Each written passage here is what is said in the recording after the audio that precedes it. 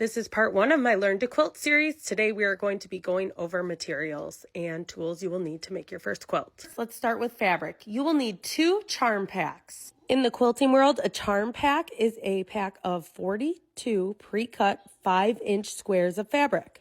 So if you don't have charm packs and you want to use something else, you will need at least 84 5-inch squares. These packs can be found in local quilt shops, and I also have some linked on my Amazon storefront along with everything else you will see in this video. You can find the link in my bio. 9 times out of 10, a charm pack will have 42 pieces, but if not, just plan accordingly.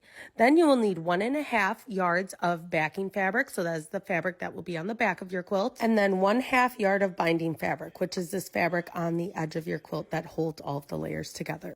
Now for the middle, you will need batting. I always suggest cotton batting, kind of shop around and figure out what you like. If you are looking for specific suggestions, this is the one I used. It is a little like fluffier.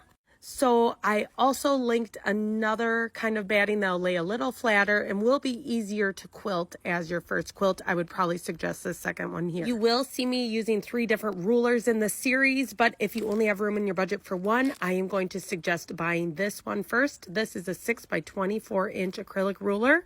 It is my favorite. I use it for everything. You will not regret purchasing one of these. Next up is my large square ruler. Mine goes up to 13 inches, but I would just suggest getting one 8 inches or larger. This is to square off our corners.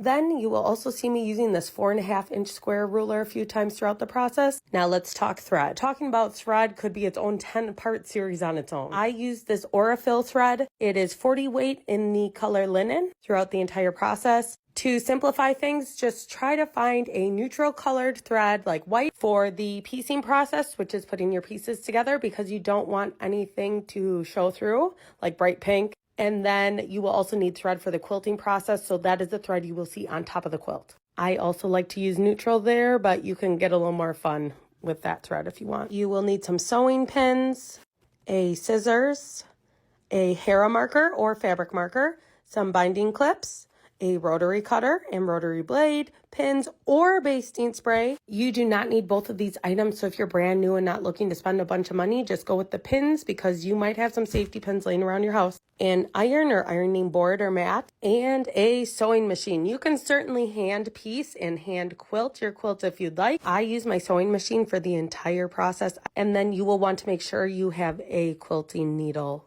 connected into your machine here. Somehow I forgot, but you will also need a walking foot. Though a walking foot attachment is not 100% necessary, I do strongly recommend it. We will talk about that more in the quilting portion of my series. Next, we will be going over laying out how we are going to piece our quilt together. This is part 2 of my Learn to Quilt series, and today we are talking about choosing the layout for your quilt. If you have not already, please go back and watch my intro video. I do mention there that we are working on a 40.5 by 40.5 quilt. This is like a baby size, slightly smaller than a crib size, and we are using 2 charm packs to make it. With the 2 charm packs, you should have 84 5-inch squares, but we will just be using 81 because we are going to make a 9 by 9 layout. You will want to find a large, flat, clean surface and start laying it out. Make your 9 by 9 grid and play around with the pieces, see what you like and how you want your quilt to look. The reason I suggest doing this before starting to put your quilt together is so that you don't have a lot of the same color or pattern in just one area of the quilt. I really like a scrappy look, so I just kind of throw things around and move them a couple times. You can get really organized with this or just kind of throw them around like I do. It is totally up to you. My table was not large enough, so my 2 bottom rows were on the floor. But that's fine. I just wanted to make sure that the patterns that I have in these charm packs were spread out and not all right by each other. In part 1, some people asked me how to make a twin size quilt. A common quilt size for a twin bed would be 70 inches by 90 inches. So to figure out how many 5-inch squares you would need, you will want to divide those by 4.5. And the reason you divide it by 4.5 and not 5 is because you're factoring a 1/4 inch around the entire square being subtracted, because those will go into your seam. So that would be a 16 by 20 square grid, which would be a total of 320 of these squares. To make that a little less overwhelming, I could suggest you use 10-inch squares instead. but that's totally up to you. Like I mentioned in my intro, I am doing a small quilt because I think that is best for beginners, just because you will get this done more quickly, build up your confidence, and be able to fit it through your machine, assuming you have a small sewing machine. Once you have a layout you like, you will want to stack up your rows. So I start at the top, but you can start wherever, and I make sure that the left one is on top, and then I stack, putting all of these squares on the bottom of that. I will just repeat this with all of my rows and then keep them in order. And then I just use the scrap paper. I suppose you could use sticky notes or something, but this paper was laying around. So I just wrote my row numbers on here, and I also wrote top to bottom so that I remember that the top is on the left and the bottom is on the right of each of my stacks. Honestly, however you want to organize these is up to you. You could even leave the layout sitting out as you put it together. I do not, because this table is away from my sewing machine, and I do have children and pets, so they would for sure mess it up if I just left it laying out. So however it makes sense to you to keep this organized and in order so that you can bring it to your machine and put it together is how I would suggest that you do it. And then I just stack them all together, and I'll bring them over to my machine. And then our next step will be to start putting these rows together. This is part 3 of my beginner quilting series, where I teach you to make your very first quilt. This is where things start to get exciting because we are going to start putting our blocks together. Before I begin any quilt piecing, I shorten my stitch length to about 1.8. You could go a little shorter or a little longer. It is personal preference. The reason for this is to make sure that our pieces hold together nice and tight so that our quilt lasts. From the layout step, I have all of my pieces in a stack from top to bottom. It is left to right, rows 1 through 9. You may have stacked yours differently, and that is totally fine. What we are going to do is start putting all of our pieces together with a 1/4 inch seam allowance. A seam allowance is the extra fabric in between your stitch line and the edge of the fabric. In order to attach all of your pieces with a 1/4 inch seam allowance, you are going to start putting them together, right sides together, so the wrong side or the inside piece of the fabric is facing outward like this, and then sew a line straight down from one edge to the other, 1/4 of an inch away from that outside edge. I grabbed the top 2 pieces from my stack, so this is the upmost, the left, and then the one right next to it for where it's going to lay on my quilt. This is where it'll all just depend on how you stacked your pieces. Just make sure you're putting them together right. You will see what I mean as we get going here. So to put these together, I just kind of line them up, make sure that the squares are right on top of each other so that neither have any edges hanging over. And then I do not use pins because I am pretty confident in my sewing straight skills and keeping these 2 pieces together. But this would be a great place for a beginner to put a pin in the fabric to keep them from shifting while you put it through your machine. So here's where I'm going to draw my straight line to attach these 2. If you are brand new to not just quilting but also sewing, I strongly suggest getting some scrap fabric. Maybe grab an old pillowcase or some fabric that you don't really have any plans for and don't really like, and just practicing sewing straight lines and a 1/4 inch away from the edge of your fabric. So here I have my first seam sewn. So when I open this up, you should see that the right side of the fabric are both facing upward and these 2 pieces are put together. As you start putting your pieces together, you will find your own groove and way of doing things. I will show you 2 ways. This first method here is probably the most simple. All I'm doing is now just adding on all my squares one by one in a row. All of my rows, just keep adding one at a time. This way I'm able to just go nice and slow and keep track of exactly where I am in each row. So again, I just laid my next square of fabric, so the 3rd one in that top row, right side facing down on top of the last one I stitched, and then I sew it on with that 1/4 inch seam allowance. cut the thread and open it up. We now have 3 squares. You will quickly start to see your quilt coming together, and it is very exciting. Another suggestion I would have for beginner quilters is getting just like a piece of painter's tape and marking a 1/4 inch right on your machine so that you can follow that as a guide to sew that straight 1/4 inch seam allowance. You'll see here now I'm sewing on my 4th piece. One of the biggest questions I got was, are you backstitching? Do you backstitch when you put these together? I do not, but when I first started quilting, I did. If you're unsure what backstitch means, it means when you first start sewing, you reverse your machine and also stitch back on it and then forward again to hold the stitches in place. In quilting and piecing, it's not very common because there are so many seams that are going to be overlapping when you put things together. It's just usually not necessary, and it can also kind of screw up how your points lay together. Since these are just simple squares, I don't think backstitching would hurt. So if that is your comfort level, yes, please go ahead and backstitch, but I personally do not. With the shorter stitch length, this should help from your pieces from falling apart if they were to be tugged on in between steps before you sew your rows together.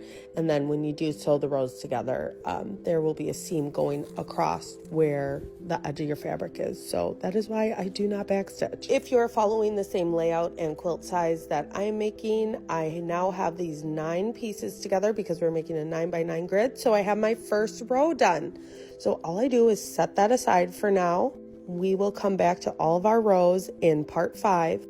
And I start my second row. So I have my little piece of scrap paper there and I take it off and start again. Now this is the second method that if you're feeling really confident and you're not going to lose track of where you are, you can try this way. It is called chain piecing. This is where you start putting squares together in your machine, but you do not take them out and cut the thread in between each one. So I have pieces 1 and 2 right here. I'm sewing together with my 1/4 inch seam allowance. Then I just leave it in the machine without cutting the thread. Then I take pieces 3 and 4 of that row, put them right sides together, and continue sewing. So I just lay it down in my machine and start sewing again, and just keep going like this with all of my pieces. I mentioned in my intro video that there are a ton of different ways to do things, and just do it how it makes sense to you. So this way may make sense to some people and not others, and that is okay. Don't ever let anyone tell you that a way you're doing your quilting is wrong, because there isn't a wrong way. There really isn't. I personally love chain piecing because it really speeds things up, but when I was an absolute beginner, you better believe I was doing it the other way and putting my stuff together one at a time. So don't rush things. Just do it how it makes sense to you, please. So here, once I have pieces 1 and 2, 3 and 4, 5 and 6, 7 and 8 put together, I then cut the thread and then trim the thread in between all of these and then put them together this way. So this is pieces 1 and 2, 3 and 4. I put them through my machine, and I'm actually going to chain piece 5 and 6, 7 and 8 as well. So then I go ahead and trim those, put those together, and then add my 9th piece onto the row, and then I have row number 2 done. So you will just continue on row by row, putting your squares together however makes sense to you. Maybe try a few different ways. You have 9 rows to do, so you have 9 opportunities to kind of figure out a way that works for you. And when you have your 9 rows, just set them aside. Our next part will be putting these rows together, and then you will have a quilt top. If you want to learn to quilt but have no idea where to start, or maybe you're just interested in how a quilt is made, you are in the right place. This is part 4 of my Learn to Quilt series, and we are going to put our rows together. If you are following the same pattern as me, you should have 9 rows to put together. I am going to show you how to put these rows together and nest your seams. This is something that a lot of patterns will ask you to do. So go ahead and follow along and save this for later. You can start at the top or the bottom of your quilt, or even the middle. It doesn't matter. Just make sure you're putting your rows in the order that you like. So here I have my rows 8 and 9. So I'm working from the bottom up. And what I'm going to do is press my seams to the opposite side on each piece. So This row, I am pressing my seams to the left, and the other one, I will press them to the right. You will go through all of your rows, pressing them in alternating directions so that they line up nicely when we attach them together. This method is called nesting your seams, and you'll kind of see why it's called that when I put these together here. So here I have my 2 rows that are going to go together where the seams are pressed in alternating directions, one to the left and one to the right. I'm going to place them right sides together, and then I am going to go through each of the seams and make sure they're lining up. So you see here that is not lined up. We want to shift the fabric and get our seams aligned really nice, and you can kind of like feel with your fingers, they will almost feel like they lock in together how they're supposed to be. They should fit really nice, and you should be able to kind of feel the seams lined up. So I go ahead and get it until it is looking good, and then I will stick a binding clip on here to hold it together.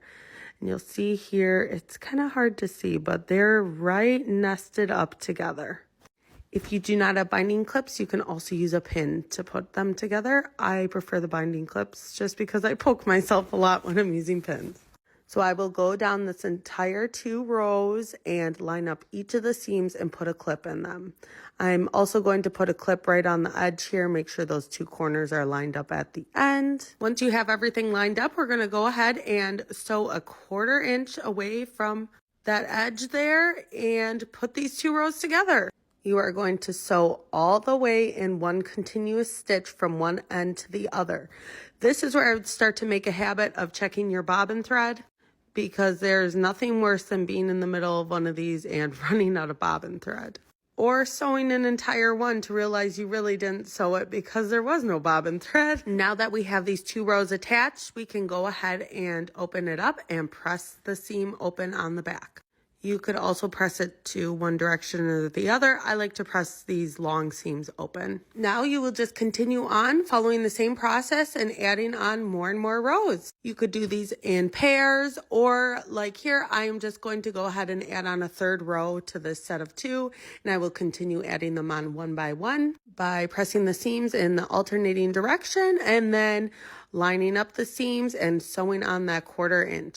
If you do it one by one like me, or even in pairs, I do suggest kind of splitting the entire quilt in half. So I put together rows 1 through 4 and then 5 through 9, and then I put those 2 halves together. That way you're not sewing on just one row onto another 8, and you have less fabric kind of to the left of your machine, and it makes it just a little more manageable. Once you have all your rows together, you have what is called a quilt top. We are so far now. Now we get to start the actual quilting process next. Once you have the entire quilt top put together, I like to give it a good press, and next we will start quilting. This is part 5 of my Learn to Quilt series, and it is time to talk about quilt basting. Now that you have what is called your quilt top, or the top layer of your quilt, it is time to baste it. Quilt basting is the process of putting your 3 layers together, so the backing, batting, and the quilt top, and temporarily securing them all together so that they do not shift during the quilting process. Like many things in quilting, there is more than one way to do this. I am just going to show you one, but you can definitely do some research and see what works for you. All methods, though, will be putting your backing fabric right side facing down, your batting fabric in the middle, and your quilt top on top. So here I have my backing fabric. I am putting it right side facing down. You will want to find a big enough surface to do this. I probably should have done it on the floor, but I did my table instead. Here's where you can use basting spray or safety pins. There are also special pins that are curved for quilting. Pick your method and let's get started. Once you have your backing fabric right side facing down, we will need our batting. This is what makes up the middle part of the quilt. I wanted to show mine, but of course Amazon put the sticker right over the label. So next I will lay this on top of the backing fabric here. You'll want to make sure you smooth out all the wrinkles. I should have ironed mine a little better beforehand, and I did take it to my iron actually after, just to press out that big wrinkle on the left. But the main goal here is to make sure everything is laying nice and flat so that we don't just quilt the wrinkles into our quilts. or have our fabric kind of overlapping on itself. If you are using the basting spray, here you will spray before laying down the padding. If you're using pins, just put them together. We will not pin until the quilt top is on the top. Now I'm just using my hands to really smooth things out. Honestly, for a beginner, the spray can be kind of crazy, so I would suggest pins if you have to pick one. I do like the spray more for smaller projects, but the pins are usually nice for larger quilts. Now that I have my batting and backing laid out flat, I will spray again and then lay on my quilt top. You'll see here, you can still kind of see some wrinkles. I think that's fine in the batting. If you want to work on smoothing that out even further, go for it. But once it gets washed, it usually turns out just fine. As far as putting the quilt top on top, I really do like to get the wrinkles and lines out of this as much as I can, because the fabric will shift a little bit while you're quilting, even with a walking foot, and you don't want it to fold over on itself at all. You'll notice I did trim away a lot of the extra backing fabric and batting because it was larger than my quilt top. I do like to leave at least a couple inches around all four sides because of what I just mentioned. Your fabric will shift a little bit, so having a little bit of extra space helps so that you don't have any parts of your quilt that are missing the batting and backing. And we'll trim that away later. So here I put pins in it as well, just to show kind of how I would do that if you're using the pin method. And I just do every few squares until I run out of pins usually. Make sure you put lots along the edges and some in the middle as well. Have you been told you can't make a quilt on your small home sewing machine? If you have, I can relate, and this is for you. I have made a ton of quilts on my small home sewing machine, and I am showing you how. This is part 6 of my Learn to Quilt series, and today we are getting into the quilting part. Before you begin quilting your quilt, you need to pick a design. What I mean by this is the design that your thread is going to be going into. So you could do something as simple as a crosshatch pattern like I'm showing here. I'm using a Hera marker to make diagonal lines, and then you go through each square with diagonal lines. Or you could do something like vertical lines by just marking straight vertical lines. But what I did with this quilt is I actually just followed all of the seams and sewed about a 1/4 inch from each of those seams. So this kind of makes an accent for all of your blocks, and all of your blocks will then have a border going around them. If you're looking for inspiration, I highly recommend the book Walk. I have this linked to my Amazon storefront. It is amazing. It has so many designs that you can do with your walking foot on your home machine. I strongly recommend using a walking foot when doing the quilting. This pushes through all the layers of your quilt sandwich so much smoother than using something like a pressing foot that will cause creases. So here I'm just changing out my presser foot and putting on my walking foot. I do have one of these linked in my storefront that is a generic one that fits a lot of machines, but just make sure that it will fit yours before purchasing one. If you have never used a walking foot before, it can feel a little crazy at first, especially if you've only ever used the presser foot. So I would recommend getting some scrap fabric and batting and just practicing a few straight lines so you get the feel for it. It is a little easier to get out of control if you're going fast with a walking foot. So that would be my advice there if you get going on your quilt and you feel like your lines aren't very straight. Once we have our walking foot on, I like to up my stitch length to about 3.1, 3.2. And the reason for this is I like the stitches to be like a little longer and chunkier looking. So once we have our stitch length set and our walking foot on, let's get started. How I do mine is I start in the middle of my quilt. So I have both ends kind of equally rolled up. And since I'm just following my seam while I'm quilting here, I don't have any lines marked or anything. I'm just using my foot as a guide. And you will just start sewing right through all 3 layers of your fabric. Make sure you don't have any other part of the quilt folded underneath where you're stitching. That would not be good. And just start pushing it through. I'm going nice and slow. This is real speed here. And you'll see I'm adjusting my hands often and holding the fabric nice and flat around where my needle is going. A lot of people do use quilting gloves as well. I have never used them, but I've heard great things. So if you feel like your hands are slipping a lot, I would look into purchasing some of those. I think those might be a little more useful for like free motion quilting, but I could be wrong. I've just never used them personally. So since I'm doing straight lines, as I get to the end of my first row here, all I'm doing is sewing right off the quilt and then cutting my thread. Then I will go ahead and just keep going. So I bring my quilt all the way back again and put it through my machine again. You'll see here, that's where my stitch line is. So it's about a 1/4 inch from the seam. Now I'm going to do one on the other side. I will continue on doing this all the way on this one edge of the quilt, and then I will flip it and do the other direction. So if this was the horizontal lines, I will then do all of those first, and then I will do my vertical ones after that. You may have to roll up your quilt a few times to get it through your throat space and just keep re-rolling it. I've also seen people who get clips to keep that rolled up there. Again, this is one of those things where there's so many ways to do it, and you just have to start and kind of figure out your own way and what you prefer. Once you have it all quilted up, go ahead and remove any pins if you use the pin basting method. Make sure you're removing these as you're sewing if they are in the way of anywhere where you are putting stitches. These ones I still had left in were not, so I just make sure to remove them. Next part will be squaring up our quilt, and I did get a question about doing round corners. This would also be the step where you do round corners, so that'll be next. If you want to know how to make a quilt, you have found the right place. This is part 7 of my Learn to Quilt for Complete Beginners series. Okay, so maybe you're not in the right exact place. Go check out parts 1 through 6. But this is how you are going to square up your quilt.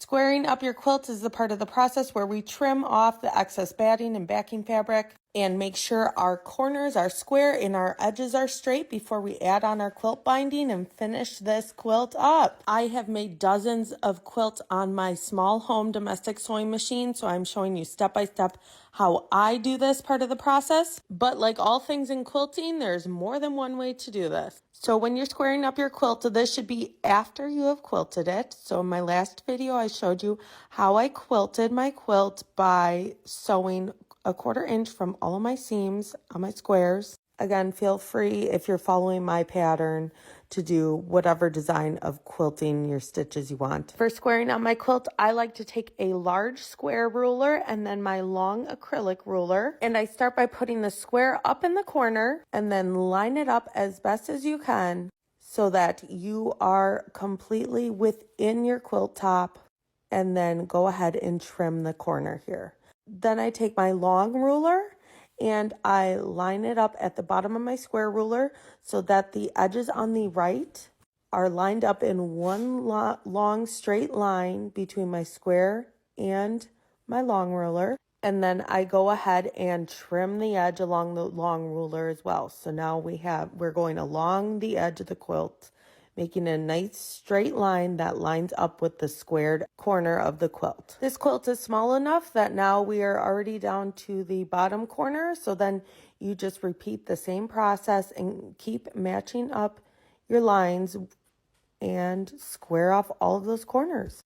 You'll probably be relieved after quilting and basting. This is one of the easier steps of making a quilt. And next we will start preparing our binding fabric and then attaching the binding. And we are just about done. Start to get excited because you almost have your first finished quilt. If you're interested in doing something like rounding the corners instead of doing square corners, this would be the point where you would then round off those corners. I do have a round corner template on my Amazon storefront. And then some people sew a 1/4 inch around the entire perimeter of your quilt at this point, just to keep all of the layers down. I do not do that step because I feel like when I'm attaching my binding, I kind of do that and I make sure all the layers are caught. But if you would like to do that at this point, go ahead and do that as well. So you have a finished quilt? Well, almost finished. You just don't have any idea how to bind it. I'm going to show you how I bind my quilts. This is part 8 of my video series on how to quilt for absolute beginners. And before we get to the actual binding process, we do need to prepare the fabric we are going to use for the binding. Binding your quilt is just referring to adding the fabric around the border of the quilt to hold all of the layers together. If you are following the same exact pattern that I am in this video series, you will need 5 2.5-inch strips that are the width of your fabric. That is assuming that your fabric is about 42 inches wide. For my binding, I am just using regular quilting cotton like I did on the back and the front of my quilt. And I'm using my long 6-inch by 24-inch acrylic ruler to cut strips. I do this by measuring up one edge and then measuring 2.5 inches and just going ahead and cutting it with my rotary cutter. Up to this point, if you've been following my pattern, we haven't had to cut much fabric. My recommendations here would be to get a nice big cutting mat and replace the blade in your rotary cutter often. Once you have all of your strips cut out, we need to attach them together so that it makes one really long piece of fabric that'll go around the entire quilt. To put these together, I take one strip of my binding fabric, place it right side facing up and lay it vertically like this. Then I take another one and put it right side facing down. So now both of the right sides of the fabric should be facing each other. And then I'm going to take a small ruler. I check that it's a 90-degree angle to the left there. And then I bring it up and I'm going to mark a line that goes diagonally from where the top left meets and the bottom right meets. Here you can go ahead and insert a few pins to keep the fabric from shifting because we are going to be sewing a seam right down where we marked that line. If you are bringing this back to your machine after the quilting process, make sure you go ahead and lower your stitch length back down to the same length you would use for piecing. I use a 1.9. Also, I'm just switching my sewing machine back to the regular presser foot I use instead of the walking foot. Once you are ready, make sure you hold these fabrics nice and flat and sew right along that diagonal line we marked. In my video, I marked a line with a Hera marker, which is one of my favorite tools for quilting, but you could also use just like a washable marker or a fabric pen. This is what it should look like after you have sewn that seam. Then we're going to trim it back so there's just a 1/4 inch of that excess fabric to the right. We will be pressing the seams open in the next step. Just go ahead and continue on adding binding strips to one end of the fabric until they are all put together. Once you have done that, we are going to press the binding fabric in half. So to do this, I just go along the entire edge, pressing it in half with my iron. Be sure to press and not move around your iron too much because heat is going to introduce flexibility and pressing will not kind of warp your fabric so much. As I go along pressing this in half, I then roll it up. This isn't really necessary. It's just how I kind of keep it a little more compact and easy to work with when it is time to attach it to the quilt. Once you have pressed the entire strip in half, you have your binding fabric ready to go. And the next step will be attaching this to our quilt. If you need to know how to machine bind a quilt, you have found the right place. This is part 9 of my Learn to Quilt series for absolute beginners. And today we are attaching the binding to the front of our quilt or the back, whichever method you prefer. Like all things in quilting, there's more than one way to bind a quilt. I am going to show you the way that I machine bind my quilts. Just know that there are a few different ways to do this. Once you have your one long strip of binding fabric ready and prepared, we are going to take that raw edge and line it up with the raw edge of our quilt. So where we folded it in half should be towards the inside of our quilt or on the left. I'm going to leave a tail at least 8 inches long. I would suggest 10 to 12. And begin sewing this onto our quilt a 1/4 inch away from the edge. Remember, do not sew where that tail is, just leave it. Wherever you start on your quilt is just fine. I suggest somewhere towards the middle of one of the edges, not too close to a corner. You can go ahead and use binding clips to hold the binding in place, and then we're going to take this to our machine and start to sew it on. I just use my regular presser foot during this process, but a lot of people will suggest a walking foot as well. Up to you what you decide to do. For stitch length, I usually use about 2.2 during this part of the process. And then we will just go ahead and sew all along the edge until we get about a 1/4 inch from the corner. Here we are going to make what is called a mitered corner. If you're doing round corners, just go ahead and work around the edge there slowly and continue on your next edge of the quilt. But I'm just going to show mitered corners in this video. So once you're about a 1/4 inch away from the edge of your quilt or the corner, Put your needle down, rotate it 45 degrees and sew right off the edge. I do a little back stitch here. Then we're going to cut our thread and remove the quilt. Now I have removed this from my machine and rotated it so the stitch is on the top. I am going to take my binding and fold it upwards with a 45-degree angle. And then I am going to kind of hold my finger at the top there and fold it down at a 90-degree angle. So it should look like this. That 90-degree fold should be right along the edge of your quilt and matching up with your corner. I then take some binding clips to hold it in place because we're going to take it back to our machine and begin sewing the next edge of the quilt. I start right at the top there and sew all the way down till I get to the next corner and then repeat this process again. Again, you can use binding quilts all the way along your edge. I just kind of work my binding along the edge as I go, matching up the raw edge of the binding and the raw edge of the quilt. So here you'll see I start right at the top there. I do a little back stitch and then I'm on my way to do this next edge. Then when I get to the corner, I will stop a 1/4 inch away, put my needle down, rotate 45 degrees, sew off the edge, and then make another mitered corner. Once you have done this with all of the corners and you're back on the edge where you started, do not sew all the way to your starting point where we left that 8 to 12 inch tail. I like to stop about 10 inches away from that, and I do a little back stitch, and then I will remove the quilt from the machine. Next, I'm going to show you how to connect these 2 strips with a diagonal seam. I like to use the diagonal seam because I think it lays a little nicer. But like all things, there are other ways to do this. You could also do a vertical seam, but I am showing how I do a diagonal one. So what I'm doing is I am folding the binding back on itself. So I took that bottom strip and I folded it down back on itself. And now I'm taking the top one and folding it back up. And I am matching up those 2 folds so there's just a very small gap in between the 2 folds. Maybe about 1/8 to a 1/4 inch. Then you will want to give it a really good press with your fingers or hair marker. I actually don't do this. I took my iron right to it. Bring it to your ironing board. Y'all, sometimes I do the dumbest things. But anyway, here's how you would take a hair marker to it to make sure that that crease is really in there, because we are going to be using that fold as a way to connect these 2 strips. Once you have done that, take your bottom strip and open it up like this so that the wrong side of the fabric is facing up and you'll see where those 2 folds meet. Then take this top one and open it up so the right side of the fabric is facing up, and we kind of pull it this way. You'll see here's where those 2 folds meet on this one, and I take a pin and I put it right through the center of where those 2 folds meet, and then I push it through and then pull my other one and stick the pin right through the center of the other one. So the 2 centers should be touching. And you can kind of move around your quilt to the left there. It doesn't matter if it gets folded up.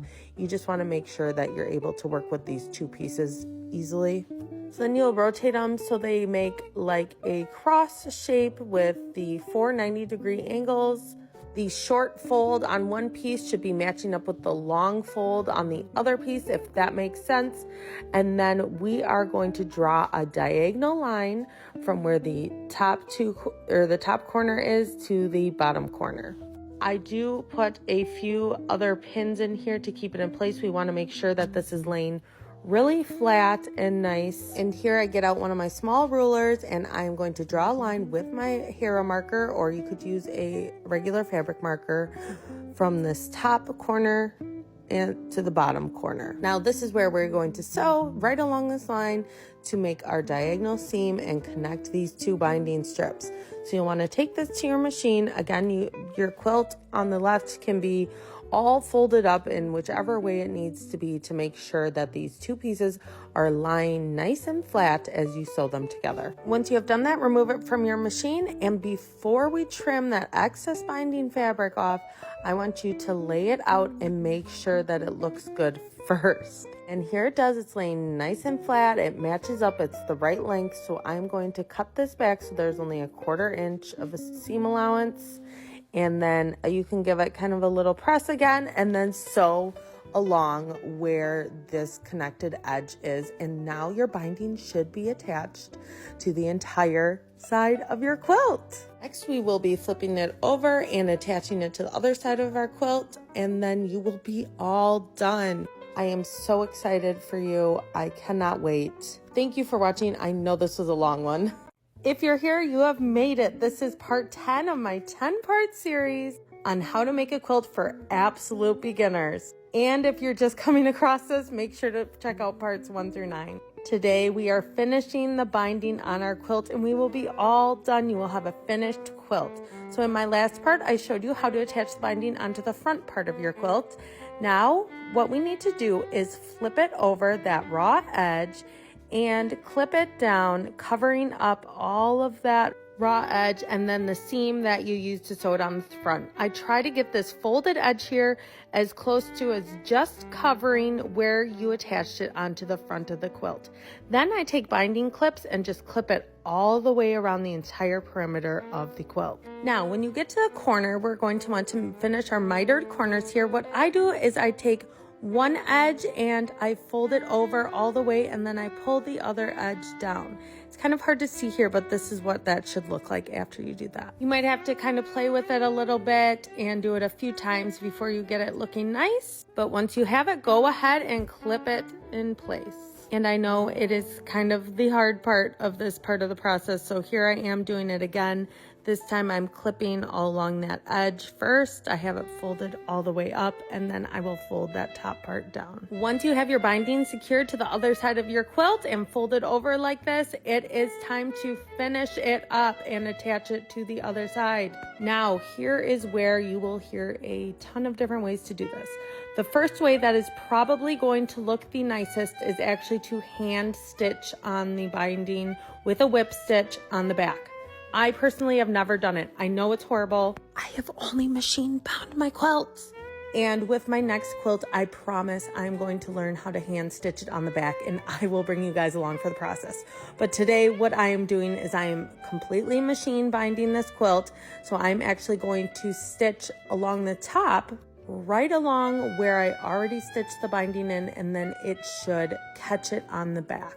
I always make sure to reload my bobbin thread here because you're going to be going around the entire perimeter of your quilt and you are not going to want to stop and have to refill thread or start a new stitch. You can pick just about anywhere and begin stitching on this binding. You could also stitch it from the back. I like to do from the front because this is usually the side of the quilt I'm going to be looking at the most, and just in case it's not perfectly lining up, I won't see any of that imperfection on the front of my quilt. I am stitching right along the edge of the inside where I already stitched it onto the front. And here's a closer up view of this. This is called stitching in the ditch. You're stitching right in that crease of where your binding and the front of your quilt meet.